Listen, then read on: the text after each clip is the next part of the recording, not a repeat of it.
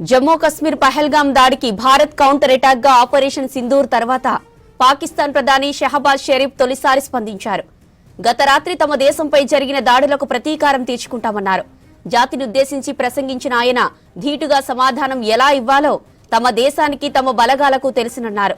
పాక్ సాయుధ దళాలకు దేశం మొత్తం అండగా నిలుస్తోందన్నారు. మనం వెనక్కి తగ్గుతున్నామని భారత్ అనుకుంటుందన్నారు. కానీ ఇది ధైర్యవంతుల దేశమని వారు మర్చిపోయారన్నారు షహబాజ్ షరీఫ్. ఇక మరోవైపు ఉగ్ర స్థావరాలపై భారత సైనిక చర్య నేపథ్యంలో పాకిస్తాన్ అప్రమత్తమైంది. దేశవ్యాప్తంగా రెడ్ అలర్ట్ ప్రకటించింది. అన్ని ఆసుపత్రుల సిబ్బంది అత్యవసర విధుల్లో ఉండాలని ఆదేశించింది.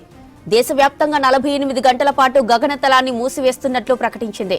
నిన్న సాయంత్రానికి ప్రధాన మార్గాల విమాన రాకపోకలను పునరుద్ధరిస్తున్నట్లు తెలిపింది. ఇస్లామాబాద్, పంజాబ్లలో విద్యా సంస్థలు మూసివేసింది. ఇక దేశవ్యాప్తంగా భద్రతా బలగాలను సిద్ధంగా ఉంచింది. జమ్మూ కశ్మీర్ పహల్గాం దాడికి భారత్ కౌంటర్ అటాక్ గా ఆపరేషన్ సింధూర్ తర్వాత పాకిస్తాన్ ప్రధాని షహబాజ్ షరీఫ్ తొలిసారి స్పందించారు.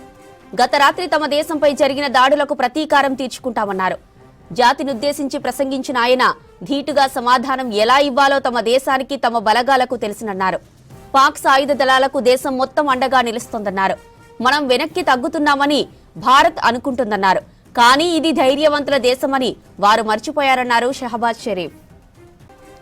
ఇక మరోవైపు ఉగ్ర స్థావరాలపై భారత సైనిక చర్య నేపథ్యంలో పాకిస్తాన్ అప్రమత్తమైంది. దేశవ్యాప్తంగా రెడ్ అలర్ట్ ప్రకటించింది. అన్ని ఆసుపత్రుల సిబ్బంది అత్యవసర విధుల్లో ఉండాలని ఆదేశించింది.